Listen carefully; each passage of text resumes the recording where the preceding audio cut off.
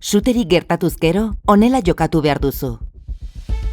Lasai egon, deitu 112 zenbakira eta gertatzen ari denari buruzko informazio argia eta zehatza eman. Ez hartu arrisku pertsonalik objektuak salbatzeko eta lagundu agintarien eta larrialdi zerbitzuen jarraibideak betez. Sua zure etxebizitzara iristen bada edo azkar aurrera egiten badu eta agintarien ebakuazio jarraibiderik ez baduzu, konfina zaitez berehala. Ateak eta leihoak itxi, gasolioaren edota beste erregai batzuen giltzak itxi, saretak edo irekidurak zapi guztiekin estali, sutearen kea sare ez dadin, eta zure etxebizitzaren inguruko eremu mehatxatuak bustitzeko ureztatze sistema aktibatu. Landa eremu batean baldin bazaude, deitu 112 zenbakira eta jakinarazi zure helbidea eta konfinatuta zaudela. Ebakuazioa egiten bada, bete agintarien jarraibideak.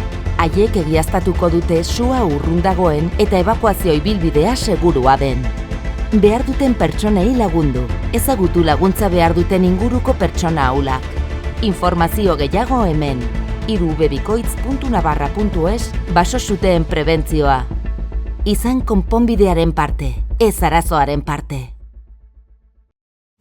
Gobierno de Navarra. Nafarroako gobernua. Navarra, una forma de funcionar. Nafarroa, gauzak egiteko dugun modua.